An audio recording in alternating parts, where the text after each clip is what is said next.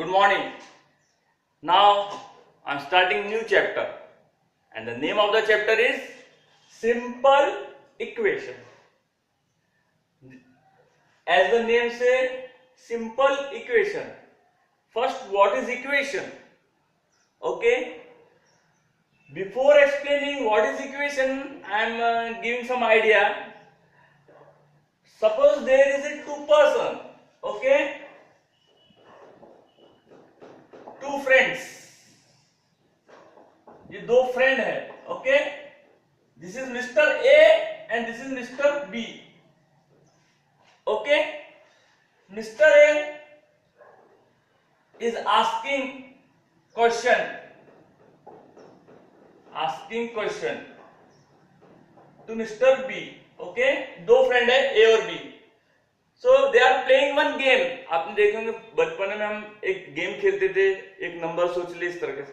So what is want, so A B को क्या बोल रहा है कि अपन एक गेम खेलेंगे. उस गेम में क्या होगा कि कोई भी एक नंबर से सोचना है, okay. Mister B is thinking some number, okay. तो ए ने बी को बोला कि कोई भी एक नंबर तुम सोच लो, ओके, और मुझे बताओ मत. तो उसने बी ने एक नंबर सोच लिया. फिर कोई भी एक नंबर, ओके. फिर वो मान लो x, हम उसे x मानेंगे. फिर वो देन ए ने क्या बोला बी को कि उस नंबर को 4 से मल्टीप्लाई कर दो. क्या बोला? 4 से मल्टीप्लाई कर दो. ये नंबर से मालूम है क्या x, मैंने x क्यों लिया? कोई भी एक नंबर x p कुछ भी ले सकते हो आप. तो ये नंबर है, ये नंबर को 4 से मल्टीप्लाई कर दिया. ए ने बोला 4 से मल्टीप्लाई कर दो, मल्टीप्लाई कर दिया. फिर ए ने बी को बोला कि उसमें 5 ऐड कर दो. क्या बोला? 5 ऐड कर दो. बी ने 5 ऐड कर दिया. फिर ए ने बोला व्हाट ए सेइंग कि इसका मुझे रिजल्ट बताओ. What is the result? तो रिजल्ट है 65. बी ने बोला कि रिजल्ट है 65. तो ए ने बता दिया कि आपने जो नंबर सोचा था यहां पर वो क्या है? 15 है. तो अब ए को कैसे पता चला? अब देखो 15 इंटू 4, 15 इंटू 4 कितना हो गया? 60 प्लस 5, 65. तो बी आश्चर्य में हो गया. How is it possible? ये कैसे पॉसिबल हुआ कि ए ने कैसे नंबर बता दिया कि बी ने 15 सोचा है, ओके. तो यही हम इस चैप्टर में देखेंगे कि ये कैसे हम सॉल्व कर सकते हैं इस तरह के सिचुएशंस को, ओके.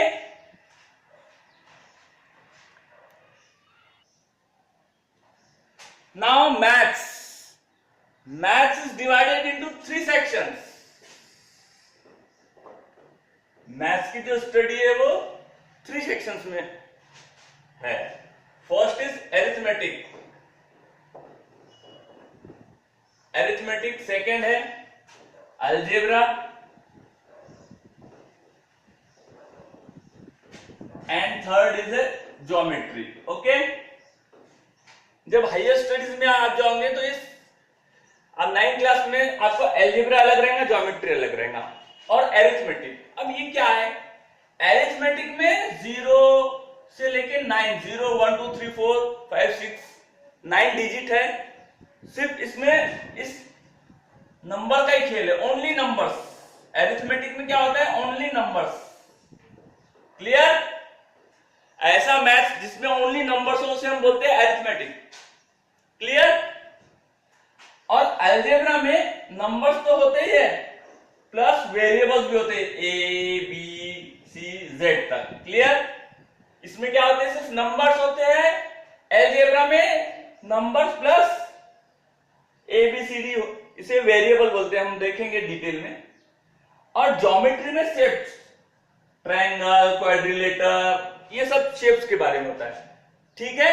ये ऐसे 3 सेक्शंस है मैथ्स में। कौन सा है? Arithmetic, algebra and geometry. Now equation, before going to start equation, see constant. What is constant? Constant क्या है? कांस्टेंट कांस्टेंट है द वैल्यू जिसकी वैल्यू कभी नहीं बदलती। Okay, suppose I am writing 10, this is 10। If you go anywhere in the world, India, Pakistan, China, America, कोई भी देश में आप जाओगे और आपने ऐसा लिखा तो वो ये 10 ही कहेगा। द वैल्यू, इसकी वैल्यू क्या रहेंगी? 10 ही रहेंगी। 11 रहेंगी क्या? नहीं। 12 रहेंगी क्या? नहीं। तो जितने भी नंबर्स है, ऑल नंबर्स, वो कांस्टेंट है। कांस्टेंट यानी जो नहीं बदलता। कांस्टेंट मींस क्या? यस, करेक्ट, जो नहीं बदलता। समझ गए? जो चीज कभी नहीं बदलती। अब उसका एग्जांपल मैं आपको देता हूं। जैसे 10 रुपीज नोट, सॉरी, हाँ, 10 rupees note, 5 rupees note, 2000 rupees note, 2000 का नोट अगर आपके पास है, आप कहीं पर भी जाएंगे तो उसकी वैल्यू 2000 ही रहेंगी। चाहे फटा है, पुराना है, नया है, 2 टुकड़े भी होगा तो उसकी वैल्यू 2000 ही रहेंगी। बैंक में जाकर आप दे दो, उसकी वैल्यू कम हो रही है क्या? 199 हुई क्या? नहीं। 2001 हुई क्या? नहीं हुई। उस नोट की जो वैल्यू है 2000 ही रहेंगी। तो दैट इज कांस्टेंट, जो कभी नहीं बदलता। Okay, now constant is clear. Now variable, what is variable? Variable means vary, कम ज्यादा होना। वेरिएबल, वेरिएबल माने वेरी, कम ज्यादा होना। जो चीज कम ज्यादा होती रहती है उसे हम बोलते हैं वेरी। कांस्टेंट नहीं रहती। Opposite of constant is variable. मैं आपको ये 2 टर्म समझना बहुत इंपॉर्टेंट है। बिल्डिंग का बेस अगर मजबूत नहीं रहा तो बिल्डिंग गिर जाती है। कांस्टेंट आप समझ गए, जो जिसकी वैल्यू कांस्टेंट रहती, कभी नहीं बदलती, उसे बोलते कांस्टेंट। और वेरिएबल यानी जिसकी वैल्यू बदलते रहती है, कांस्टेंट नहीं रहती। अब आपके पास चेक है बैंक का, चेक में आप कोई भी वैल्यू डाल सकते हो। 1000, 200, 500, 1 रुपीज, 1 लाख, 1 करोड़, 1 मिलियन, उसकी वैल्यू कांस्टेंट है क्या? कुछ चेंज हो सकती है। इसलिए सिंपल एग्जांपल है, जो नोट है वो क्या है? कांस्टेंट है। और जो चेक है जिसकी वैल्यू बदलती है वो उसे बोलते हैं वेरिएबल। क्लियर? नाउ सम आपको ये मालूम ही है,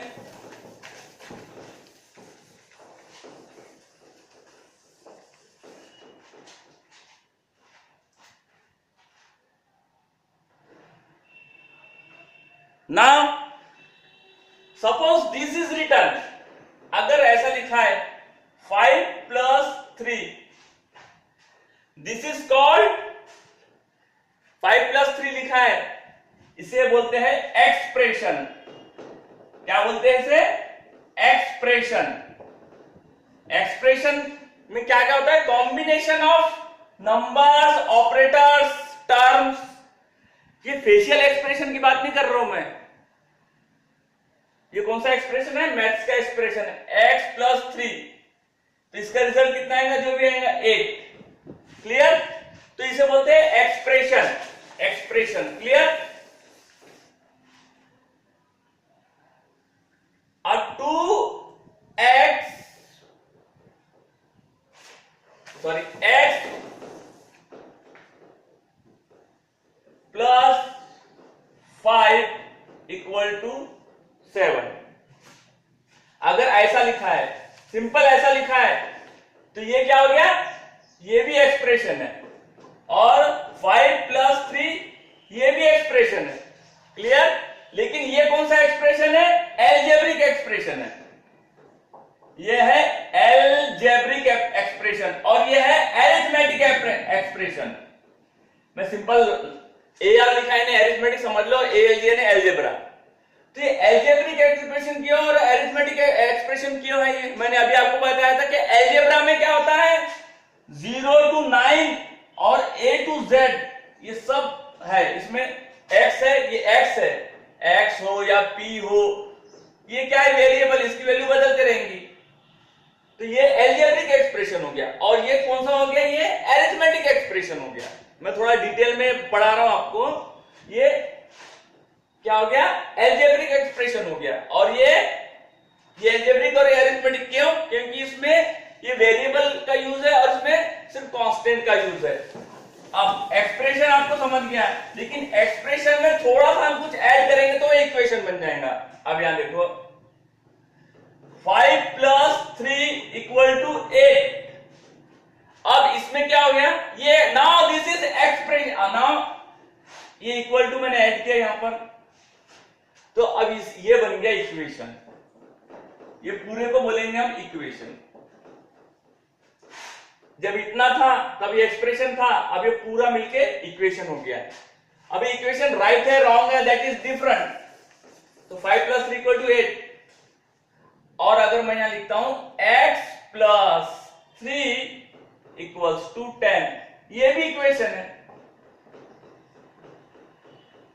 अब ये दोनों इक्वेशन क्यों है, क्योंकि यहां पर इक्वल टू का साइन है। ओके, ये इक्वल टू का साइन है। ये कौन सा इक्वेशन है, अरिथमेटिक इक्वेशन है, और ये है एल्जेब्रिक इक्वेशन।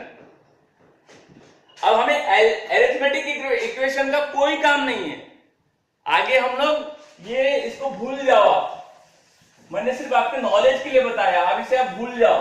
ओके, बिल्कुल भूल जाओ। अब मैं यहां लिख रहा हूं x + 3 = 7। अब ये क्या है, इक्वेशन है। अब मैं इक्वेशन बोलूंगा तो आप क्या समझना, मैं एल्जेब्रिक इक्वेशन की बात करूंगा, अरिथमेटिक इक्वेशन की बात नहीं करूंगा। समझ गए? मैं इक्वेशन बोलूंगा तो आप क्या समझोगे, मैं एल्जेब्रिक इक्वेशन की बात करूंगा, ठीक है, क्योंकि इसमें वेरिएबल है, ये x है, ये x है, x + 3 = 7, ठीक है। इसे मैं p ले लेता हूं, p + 3 = 7। अब ये इक्वेशन में कुछ चीजें होती है तो इसे इक्वेशन बोलते हैं। First, how to recognise equation, equation में क्या होता है, इक्वल टू साइन। फर्स्ट क्या होता है, इक्वल टू साइन है यहां पर, equal to sign, yes. Second, variable,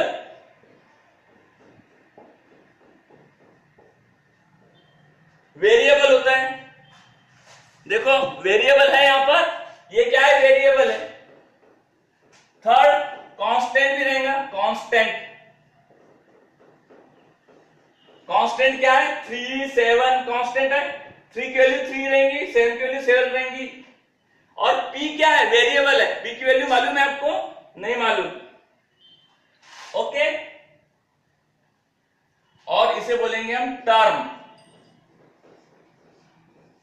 इसे बोलते हैं टर्म, 1 टर्म, 2 टर्म, इसे बोलते हैं टर्म। ओके, तो ये सब मिलके क्या बनता है, इक्वेशन बनता है।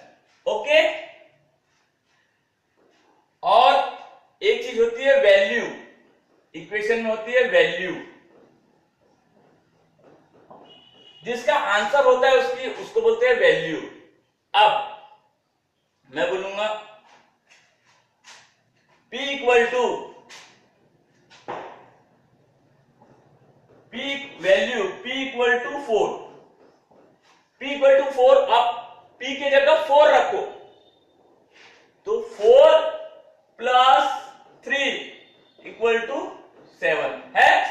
4 + 3 कितना हो जाएगा, 7। तो ये p की वैल्यू हो गई, 4 + 3 = 7, ठीक है। और 6 वैल्यू, और लेफ्ट हैंड साइड, इसे बोलते हैं left hand side, equal to के लेफ्ट में जो होता है उसे बोलते हैं लेफ्ट हैंड साइड, और इक्वल टू के राइट में जो होता है उसे बोलते हैं right hand side. Left hand side and right hand side are equal. क्या होता है, left hand side and right hand side are equal.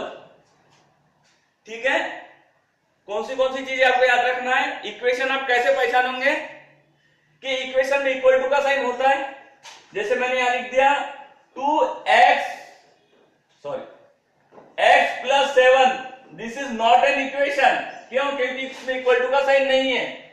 उसके बाद वेरिएबल होता है, उसमें ये वेरिएबल है यहां p x, कुछ भी वेरिएबल हो सकते हैं a से z तक। उसके बाद कांस्टेंट 3 है, 7 है।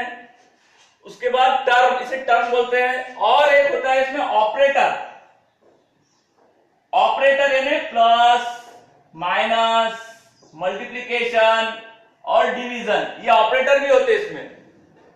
ठीक है, उसके बाद वैल्यू यानी क्या है, इसका जो आंसर होता है उसे हम वैल्यू बोलते हैं। इसमें आंसर क्या है, p इक्वल टू 4।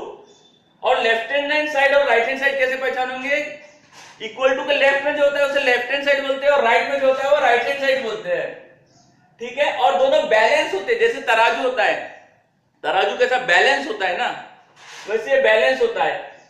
तो इक्वेशन, बैलेंस इक्वेशन और अनबैलेंस्ड दोनों होते हैं, लेकिन हम बैलेंस इक्वेशन की बातें करेंगे। क्लियर?